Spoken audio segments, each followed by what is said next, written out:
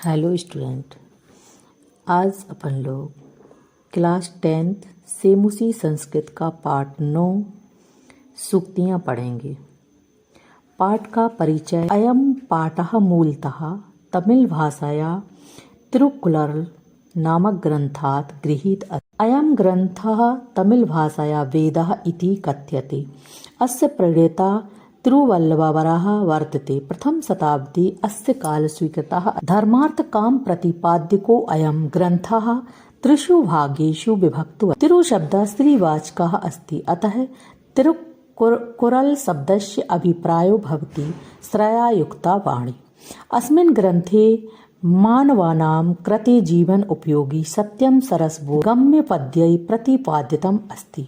अर्थात यह पाठ मूल रूप से तमिल भाषा के तिरुक्कुरल नामक ग्रंथ से लिया गया है। यह ग्रंथ तमिल भाषा का वेद कहा जाता है। इसके प्रणेता तिरुवल्लुवर हैं। प्रथम शताब्दी इनका समय स्वीकार किया गया है। धर्म, अर्थ और काम का प्रतिपादक यह ग्रंथ 3 भागों में विभक्त है। तिरु शब्द स्त्री शोभावाचक है, इसलिए तिरुक्कुरल शब्द का अभिप्राय होता है शोभा से युक्त वाणी। इस ग्रंथ में मनुष्यों के लिए जीवनोपयोगी सत्य सरस बोधगम्य पद्यों के द्वारा प्रतिपादित किया गया है। प्रथम श्लोक। पिता यक्षति पुत्राय बाल्ये विद्याधनम पिता अस्य किम तपोतेपे इत्युक्ति कृत्य कृत्यध्यता। अर्थात पिता पुत्र को बचपन में उत्तम विद्या रूपी धन प्रदान करता है।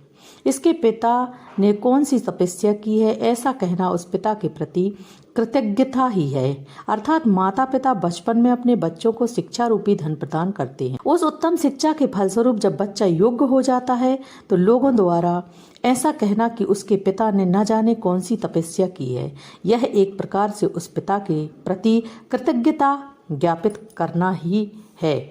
श्लोक नंबर 2। अवक्रता यथा चित्ते तथा वाची भवेत यदि तादिबाहुः महत्वमान सम त्वमिति तथ्यते। अर्थात जैसी मन में यदि वैसी ही वाणी में सरलता हो तो उसे ही महापुरुष वास्तव में समानता कहते हैं। अर्थात महापुरुषों ने मन और वाणी में एक रूपता को वास्तविकता समानता कहा। श्लोक नंबर 3। त्यक्ता धर्म प्रदावाच्ये परसायोध्या रीतेत परित्यज्य फलम पक्य भुक्यते वक्य प्रमूढ़िधि।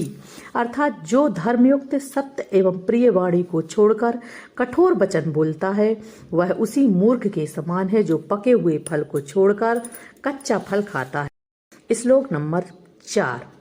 विद्वांस एव लोकेयस्मन् तक्षुमन्तः प्रकृतियता अन्येषां वदने ये तु ते तक्षुनार्मिणे मते। अर्थात इस संसार में विद्वान ही उचित अनुचित का भेद करने में सक्षम होने के कारण नेत्रों से युक्त कहे गए हैं। अन्य दूसरों के मुख पर जो है वो तो नाम मात्र की आंखें हैं। 4। यत्य प्रयोक्तम एन केनापि तस्य तत्त्वाधिनिर्णयः कर्तु शक्यो बभेदेन सा विवेक इति रीतितः।